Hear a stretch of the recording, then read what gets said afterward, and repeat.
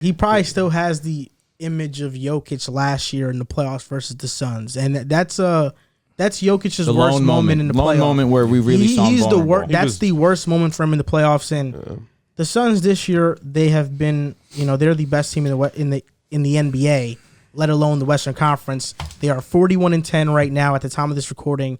They're first in the West. Everybody talked about how last year might have been a fluke season. I mean, you were a big advocate about that. That's Riv to a T. And also, I just want to let you know, in the offseason, when we talked about their easy playoff run and how they didn't have adversity, I was here defending Phoenix saying Chris Paul had an injured shoulder and couldn't even dribble. You saw the JJ Redick podcast? Yeah, he confirmed it on the JJ Redick podcast that I couldn't even shoot Nobody the ball. said you was wrong at that. Bro, he said he couldn't dribble. Like, he would put the ball on the ground and it wouldn't come back up. That's crazy to me. So the Suns went through their own fair share of adversity. Even though they're the best team in the NBA right now, record-wise, do you think they are favorites to win the title? Right now, I'm pretty sure Vegas has the Nets as the favorites. I'm pretty sure. I think why, I'm pretty sure. I'm pretty sure Golden State is above Phoenix as well. Do you think Phoenix is getting disrespected? I know we had this segment a couple episodes ago, but I think the Suns just keep on winning. Oh, we have to have it again. Of course, they've earned their spot on the show. For starters, you keep bringing that up, and I've already admitted I was wrong in that department, but you constantly bring it up. It's crazy, but you know what? That's what we do. I'm gonna let you have that. I was wrong. I've admitted it already. But whatever. Idiot. I don't think it's disrespectful though. The two teams in front. I didn't acknowledge you. I don't think I didn't acknowledge you. But the two teams in front of them though, I don't think it's disrespect. I mean, the Nets. If they're healthy, the big three. I think what Vegas is doing is they're believing the big three if they're healthy. Which if the big three are healthy, then you can put them. They're not trying to get beat by the. That's what I'm saying. Like a healthy big three can beat any team in the league. So I guess that's what Vegas thought. And then the Warriors. That's the only team outside of the big three Nets that you feel like can beat the Suns, in my opinion. Like for all of us. So I think it's not disrespectful to have them, but I think like. What Phoenix has shown you is they should be the favorites as of right now. They constantly keep on winning. They're the first team to get 40 wins. So I think that's pretty impressive. They've been the number one seed for a couple weeks now, probably like a month or some change. So they've shown this consistency, but I don't think it's disrespectful because if you look at the Warriors and they're a well-oiled machine, they've been dealing with injuries and yet they're still winning games. You look at the Nets, the big three hasn't played enough, so that's still a wait-and-see process. Lakers. And Kevin Durant, he's been out, and they look like they really like Kevin Durant's MVP case looks even better when he's been out because they've been bad without him. So Horrible. It's like, but like those are the two teams. Those I don't look at the Lakers as a threat to Phoenix. I don't think Memphis can beat Phoenix. I don't think Dallas, Utah. Utah. Like you looking at it, Phoenix now, it's like bro, they're cruising. So I don't think it's disrespectful to put those two teams. I think in a scenario where if the big three is healthy, that team, and then obviously the Warriors are the only two teams that can beat. Oh, of course, Milwaukee, maybe, Milwaukee in the series, they beat them already. So that's another team you could look at and be like, yo, Milwaukee could still beat them. So Miami. I think. I'm still waiting to see as well. Wait and see on Miami. Y'all are sleeping on Miami. Yeah, I think Miami could beat them if they face No, them. we are sleeping. And you know what? Show us. Wake us up. That's all it is. Just wake us up. But I don't think it's disrespectful. I think Phoenix is in the right position. What are they missing? Phoenix? Nothing. Yes. They're missing a backup, a bench scorer. Eric Gordon. How would they get him, though? Cam? They just have to trade Dario Saric, Jalen Smith, Cam and Johnson. somebody else. As a scorer? I don't think he's a He's scorer. not a scorer. I think he's a good floor You're spacer. saying like you get the ball in his hands, he can put the ball in his somebody hands. Eric Gordon. So this trade works. I put it in the trade Eric machine. Gordon. Saric, Jalen Smith, and Alfred Payne for Gordon. That works contract-wise. That would be a good move. And the Rockets get Jalen Smith, who is an up-and-coming big man who showed some flashes when he got some playing time. Eric Gordon would be really good for them. That would definitely help them out a lot, You know that when Eric Gordon, when he first left the Hornets, I believe it was, when he was testing free agency, the Suns wanted him, and they actually put up this whole presentation on the Jumbotron about how much they wanted Eric Gordon in Phoenix. Wow. Yeah. He was actually really good. That was a while ago, though, but it did happen. Has Eric Gordon really been that much of a scorer this season? Charging 15. Agreed, but I feel like a lot of it is on like a lot of 3-pointers, not really given the opportunity. Like he's on the Rockets right now, who I'm sure they want to get their young guys involved. However, if he's the scorer that he is, why isn't he getting more opportunity on this Rockets team that isn't the best? You understand what I mean? Because there's a bunch of young players that need That's what I'm opportunity. saying. Yeah. Eric Gordon is a sixth man of the year. Yeah. He won it. Oh, you're saying in the past. Yeah, he of course. won He's it. been in the league for a while. He's been a very good ball player. Right now, Phoenix, I still can't put them over Golden State. If they get Eric Gordon, I will put them over Golden State. If you look at his past 2 playoff performances, he's averaged 18, then 17 points per game. He shows up. He's a great defender. He did a great job on Klay Thompson when they played. I mean, and he locked up Donovan Mitchell when they played Utah. Like, he's a great defender. Right now, the Suns are 25th in isolation frequency. They're not a big ISO-heavy team. They're 19th in drives per game. So they don't put a ton of pressure at the rim, and they're 29th in passes per game, which means that, their offense is very pick and roll heavy. Because of that, I just feel like they need somebody outside of Chris Paul and Devin Booker to put pressure on defenses. Outside of D-Book and Chris Paul, there's nobody on Phoenix that I say can consistently get to the basket and threaten defenses. Cam Payne is definitely a guy who can do it. I like Cam Johnson a lot. Cam Johnson can't do that. So you think Eric Gordon puts them over? Yes. If they trade for Eric Gordon, I will pick Phoenix to win the championship.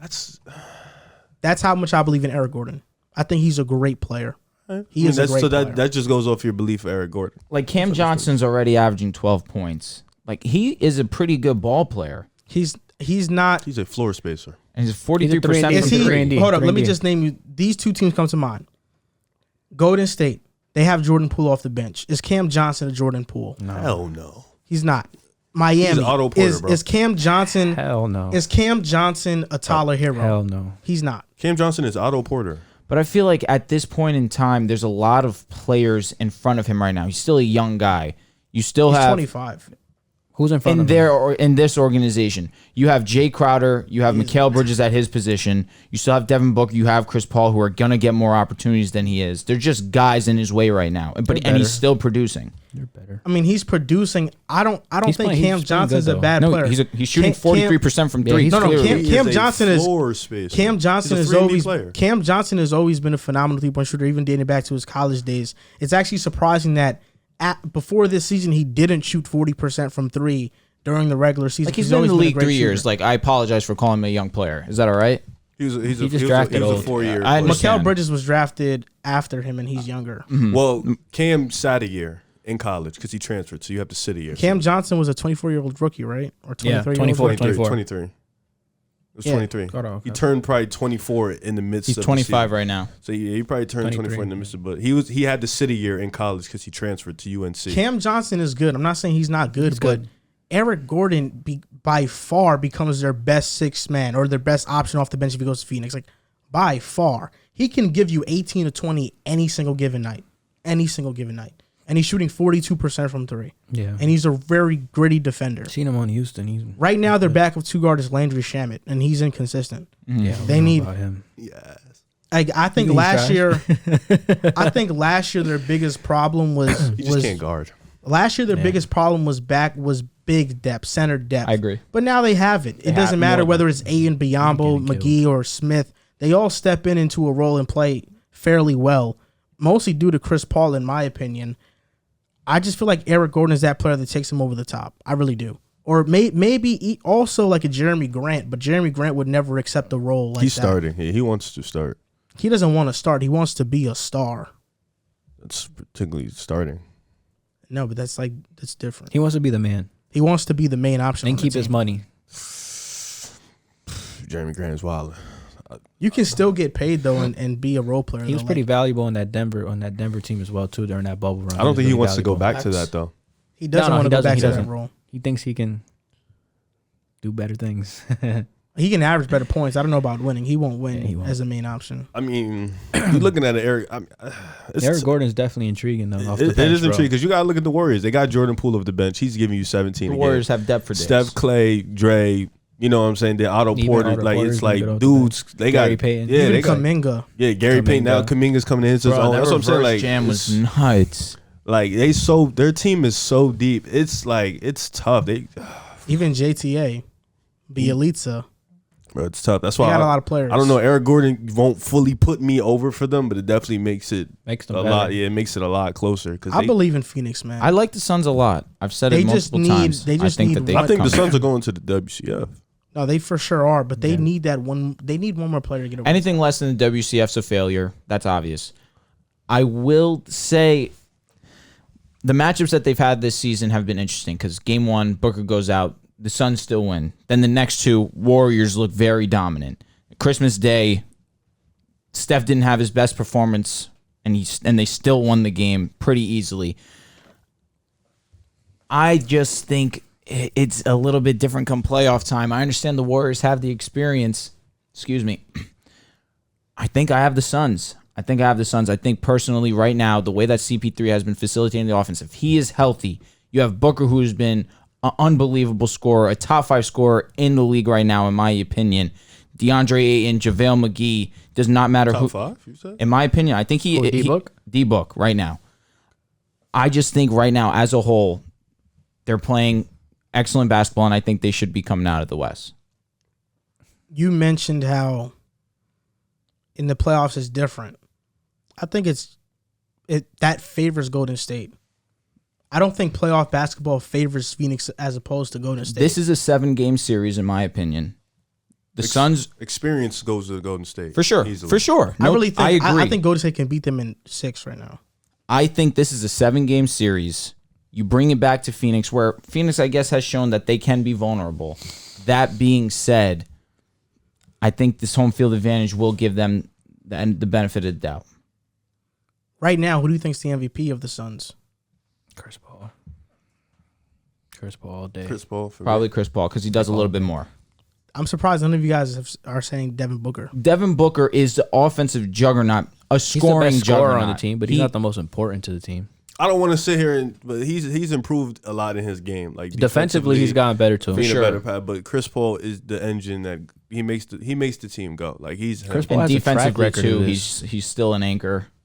Chris Paul has a track record. Like of he's doing these just, things you know what I'm saying? Like for other leading teams. he's the pilot, man. He just makes everything go. Yeah. So for him, then the MVP doesn't mean he's the best player. Yeah. It's just he's the most valuable. Yeah, he's the most valuable player. I mean, I feel on like that team. a lot of people argue if Chris Paul went out. I feel like if Devin Booker was out, the Suns would suffer too. So it's not. D-Book did go out. He went out and they won games, but They're their 5-2? offense it does take a hit. Of course, you're losing. I mean, your that's best in a scorer. regular season. Like, I mean, yeah. I mean, when you have I always felt Chris Paul was more when you have valuable. a floor general like that, you can miss a guy for a small portion of time because you have that type of floor general that just controls the understands game. He just makes so people better, It's bro. it's not always it's not a knock on Devin Booker. It's just when you have that type of floor general, the game gets a lot easier. Yeah. So it's easier to miss a guy like that for a short amount of time.